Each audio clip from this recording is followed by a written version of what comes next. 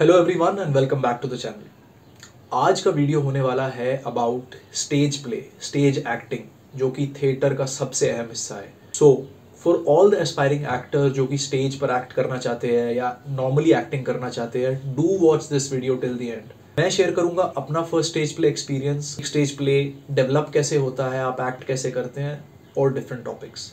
सबसे पहले तो ये कि एक स्टेज प्ले बनता कैसे है। आपके पास एक स्क्रिप्ट होती है, डेजिग्नेटेड कैरेक्टर्स होते हैं।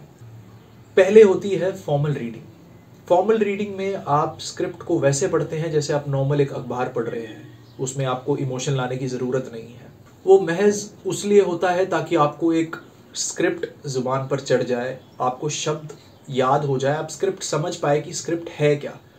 और as an artist, as an actor, हर एक आर्टिस्ट को पूरी स्क्रिप्ट का ओवरव्यू होना चाहिए। मैं नहीं कहता कि पूरी स्क्रिप्ट आप याद कीजिए, काफ़ी मुश्किल हो जाता है अगर आपका किरदार का पार्ट काफ़ी लंबा है।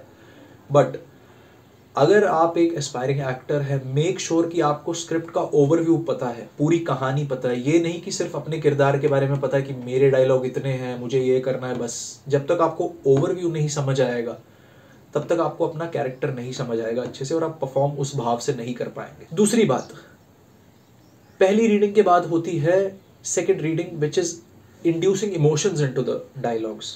जैसे अगर आप एक प्लेन पेपर पढ़े, से कोई खबर पढ़ी हो या कुछ भी एक नॉर्मल सेंटेंस हो, आप उसको यूजुअली एक भाव से नहीं पढ़ते, आप उसको सिंपली एक नॉर्मल टोन में पढ़ लेते हैं, एक सिंपल टोन में पढ़ते हैं with no modulations, no emphasis on a certain word. Second reading में हम ये कोशिश करते हैं कि हम राइटर ने जो लाइंस दी है उसको उसी इमोशन से पढ़े। सर्टेन वर्ड्स जिन पे एम्फेसिस देना है उस पर एम्फेसिस दे।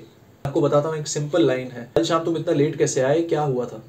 अगर मैं इसको प्लेन पढ़ूँ तो ये ऐसे ही जाएगा, कल शाम तुम इतना लेट क्यों आए, क्या दिक्कत थी। बट अगर इसमें भाव अगर आप इंड्यूस करें, it is a question, you have to understand कि राइटर इसमें एक क्वेश्चन पूछ रहा है। किरदार सामने वाले किरदार से एक सवाल पूछ रहा है कि कल शाम तुम इतना लेट कैसे आए, क्या दिक्कत थी।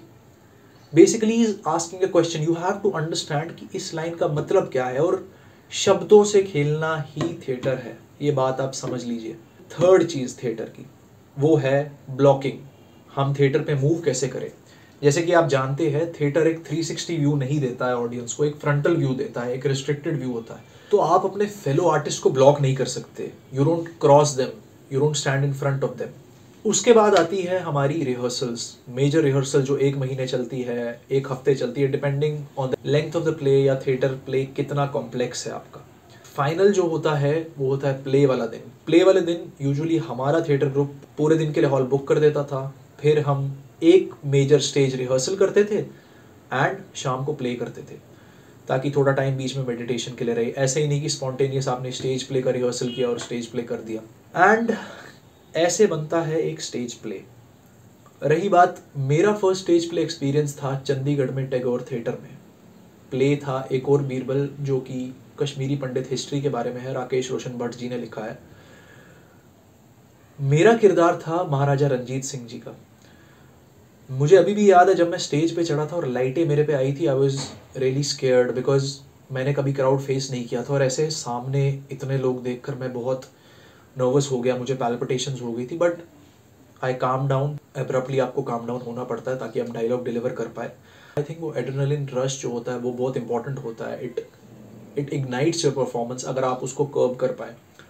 आई performed it, it was not that well, but that was my first experience and I am here to help you guys learning from what I have learned in my theatre experience. Whether आप stage acting करना चाहते हैं, आप camera acting करना चाहते हैं, what ever it is. आज के लिए इतना ही। Until the next video, like, subscribe and share for more. And don't forget to follow my Instagram handle shivamsk10. धन्यवाद।